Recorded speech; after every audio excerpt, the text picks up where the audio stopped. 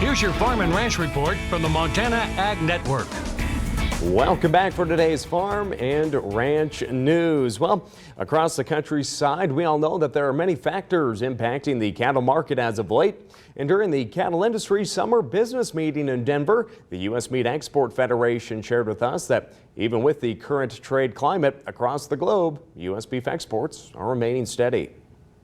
The results for the first 5 months of this year are pretty darn good. I mean, we had a record last year, $8.3 billion in sales export globally, which was an all-time record by far. And we're flat or even with that pace this year. So I think we're pretty happy with that, all things considered. That being said, there's a lot of upside. I mean, if we can, there's nothing more important than Japan to the U.S. beef industry, $2.1 billion in sales to Japan, #1 market by far. We need to have a Japan ag agreement, and there's some momentum here recently, so we're very excited about that. A U.S.-Japan trade deal could be announced in the coming weeks. As for China, U.S. beef regained access to that market in 2017. Even with duties on U.S. beef at 37% in the ongoing trade war, Chinese consumers want U.S. beef. I think the upside is way bigger than the downside when it comes to China for U.S. beef. And there is a rather significant segment of the population that can afford our products. And our product is not the cheapest product, nor do we want it to be, but it is the highest quality product. And so that's why I say the upside, there's a lot of it.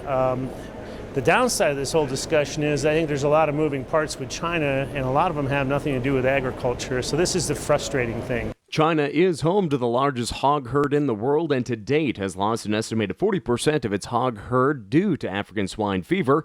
And a new report from Rabobank says China's hog herd could be cut in half by the end of the year, which could create more opportunity for U.S. beef and other proteins. The reality is that we don't know exactly the extent of the problem over there, but we do know there's liquidation going on the pork sector side.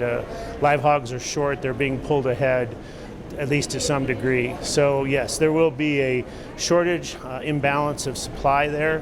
The question is when? Later this year, early next year? I mean, nobody knows for sure. I think in the end, this spells opportunity for everybody. I mean, poultry, pork, and beef. Our numbers would indicate there's not enough production in the world to make up the balance. So, yeah, this is an opportunity for the beef industry for sure. President Trump plans to begin enacting an additional tariff of 10% on the remaining $300 billion of products coming from China to pressure negotiators to reach a trade agreement. Those talks are scheduled for September. Don't go away, well, more after this.